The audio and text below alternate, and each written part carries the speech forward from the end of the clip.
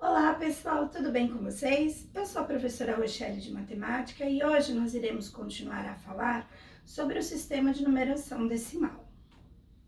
O conteúdo da nossa aula de hoje é sobre composição e decomposição de números naturais do sistema decimal de numeração. O objetivo dessa aula é reconhecer a formação dos números. A habilidade que nós vamos abordar é a EF06 e MA02 de reconhecer o sistema de numeração decimal como um fruto de um processo histórico, percebendo semelhanças e diferenças com outros sistemas de numeração, de modo a sistematizar suas principais características, como a base, o valor posicional e a função do zero, utilizando inclusive a composição e decomposição de números naturais e números racionais em sua representação decimal. O sistema decimal, conforme falamos também na aula passada, ele é um sistema de numeração que nós utilizamos atualmente. Então, ele é posicional, né? Porque ele utiliza a base 10, ou seja, o valor que o algarismo ou número representa depende da posição que ele estiver. Então, vamos lá. Já que nós entendemos que ele é um sistema posicional, dependendo do local que ele se encontra, e também que são os números que nós utilizamos no dia a dia, como a idade, os dias que constam lá nos calendários, né? E também que ele é formado por classe e ordem, nós vamos fazer um exemplo agora de uma decomposição de número, né? O que seria essa composição e decomposição de números? Então, por exemplo, eu trouxe aqui para vocês o exemplo do número 346, né? Que está na sua forma composta, né? Agora vamos ver como é que se decompõe esse número, como é que ele ficaria. Então, o 6, nós já vimos que ele está aqui na casa das unidades, né? Por quê? Porque ele equivale, vamos ver se vocês concordam comigo, 1 mais 1 mais 1 mais 1 mais 1 e mais 1, ou 6 vezes o número 1, equivale ao número 6, certo? Então, seriam 6 unidades.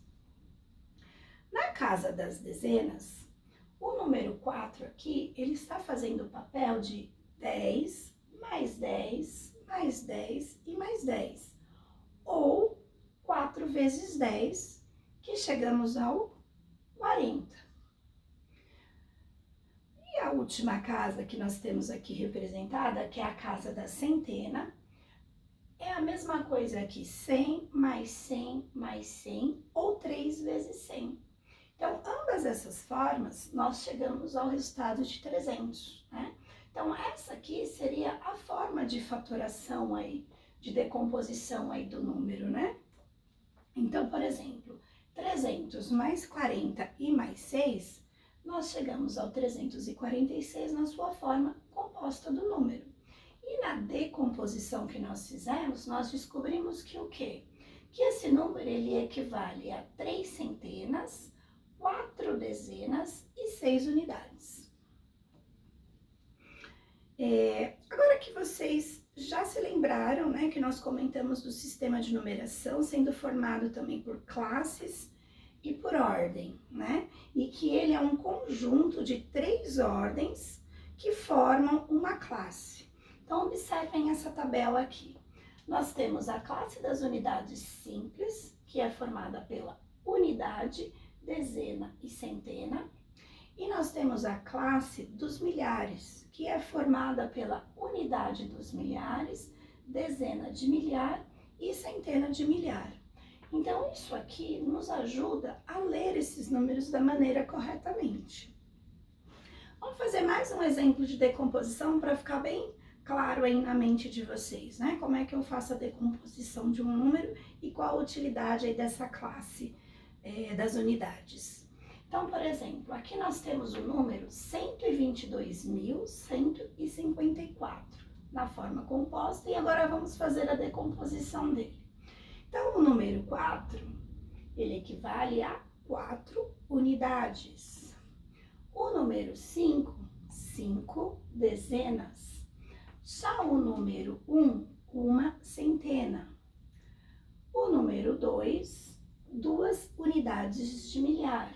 O próximo número 2, 2 dezenas de milhar. E por fim, o número 1 está representando uma centena e de milhar, conforme também nós conseguimos verificar aqui na própria tabela de classes, né? E aí, com essa tabela, conseguimos saber que esse número representa 122.154.